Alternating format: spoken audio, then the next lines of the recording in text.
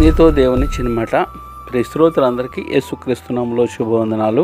ప్రియులారా, బాగున్నారా? మీరందరూ బాగుండాలని, వాక్యం చేత స్థిరపరచబడాలని మీ కొరకు ప్రార్థిస్తున్నాను.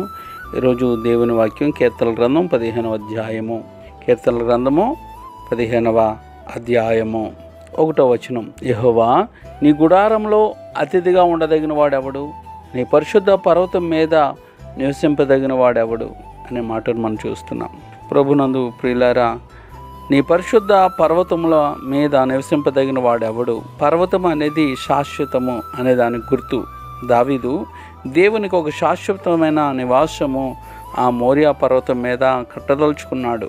నేను దేవదారు మాంతో కట్టిన నగరి యందు వాసము చేయుచుండగా దేవుని మనస్సము డేరాల్లో నిలిచి ఉన్నది అని దావీదు నాతాను ప్రవక్త అన్నాడు. 2 సమూయేలు 7:2 మనం చూస్తాం.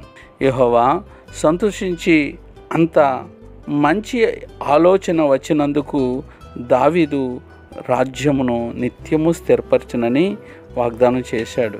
తాత్కాలికము, శాశ్వతము అనే వ్యతిరేక సత్యాలతో మనం దేవునికి సమీపంగా వెళ్దాం. మనకు ఇక్కడ శాశ్వత మూలాలు లేవు కనుక వాటిని దేవుని పరిశుద్ధ పర్వతం మీద కలిగి ఉండాలి. నిజమైన ఆరాధన లోకములో మన వేళ్లను ఎండిపోయేలా చేసి పరలోకములో మన వేళ్ళు స్థిరముగా నాటుకునేలా చేస్తుంది.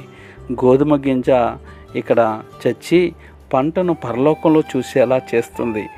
గింజ ముదిరే కొద్దీ వేళ్ళు చనిపోతుంటాయి. ఇక్కడ మనము యాత్రికులము. నిత్య నివాసం మన కొరకు అక్కడ వేచి ఉంది. పరలోకమే మన నిత్య నివాసమై ఉన్నది. కాబట్టి మనము ఆత్మీయ జీవితంలో ఎదుగుతూ నిత్యము ఆరాధన చేస్తూ ఆయనతో సావాసం కలిగి ముందుకు సాగిపోవాలని దేవుడు కోరుకుంటున్నాడు. అట్లయితే అన్ని విషయాలు ఆశీర్వదించబడదామా? Amen. May God bless you all. ఈ ఛానల్ లైక్ చేయండి, షేర్ చేయండి, అనేకులకు పరిచయం చేయండి. God bless you.